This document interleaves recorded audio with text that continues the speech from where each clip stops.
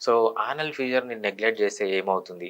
మనం చాలా కామన్‌గా చూస్తుంటామండి. ఏంటంటే, సో, నాకు లోపలే ఉంది గదా! బయటికి కనపడట్లేదు గదా! కొంచెంసేపు పెయిన్ వస్తుందా? ఎళ్ళిపోతుంది గదా! అని కొంతమంది అనుకుంటారు. కొంతమంది ఏం చేస్తారంటే చాలా భయపడతారు యానల్ ఫీజర్స్ వచ్చింది. వెంటనే గూగుల్ ఓపెన్ చేస్తారు. లేకపోతే యూట్యూబ్ ఓపెన్ చేసి 2, 3 సింప్టమ్స్ చెప్తారు. సో, ఆ సింప్టమ్స్‌ని బట్టి ఆ గూగుల్ ఏదో కొన్ని మెడిసిన్సో, ఇంట్లో చిట్కాలో ఇస్తుంది. అక్కడ పైల్స్ ఉండొచ్చు. లేకపోతే ఫిషర్స్ ఉండొచ్చు. లేకపోతే ఇంకా వేరేదేదన్నా ఉండొచ్చు. యానోరెక్టల్ యాబ్సెస్ ఉండొచ్చు.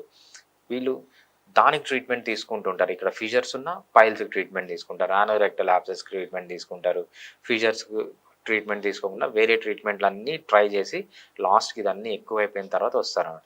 ఎక్కువైతే ఏమవుతుందంటే సింపుల్ కాంప్లికేషన్ నుంచి severe complication. Simple complication. So, మీకు వచ్చిన 6 మంత్స్ లోపల దాన్ని అక్యూట్ ఫిషర్ అంటాం.